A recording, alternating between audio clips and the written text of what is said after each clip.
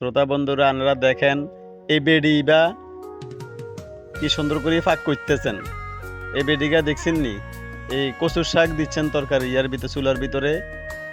এই উনি বডি লইয়েরে কচুর শাক কাটতেছেন। এই দেখেন কি সুন্দর করে কচুর শাক কাটেনের উড়ি। এই মাছ লইছেন, মাছ দেখছেন নি? আদোয়া মাছ, কোনো মাছের হেডি হুডি কিছু হালানো, আইস মাসে উনি কিছু হালানো। তারপরে মরিচ দিতেছেন। এই দেখেন এই মরিচের গুঁড়া, হলুদ গুঁড়া মিক্সার করে একসাথে করে দিছেন। এই যে এই বোতলে ইজার ভিতরে তেল, বুঝছেন নি আপনারা? এই তেল তেল বুঝি আপনারা? আরে হাগলের দেশের হাগলের বেডি রে। এ দেখছেন নি কি সুন্দর করে আদা লইছেন। এই আদারে হুদা এক চেঁচা দিব।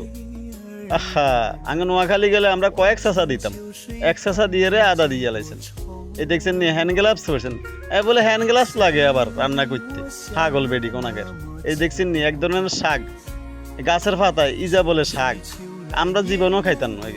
এই দেখছেন নি লবণ, কতাইন লবণ দিয়ে লাইছেন। আরে এই তরকারি এমন নুন কাটা ওইব রে, মুখে দেন যাইতো না। আরে আল্লাহ রে, দেখছেন নি কি আগুন জ্বালার হেতেন। এ আবার সরিষা খেতে চলে আইছে। ওরে আল্লাহ গো, সরিষা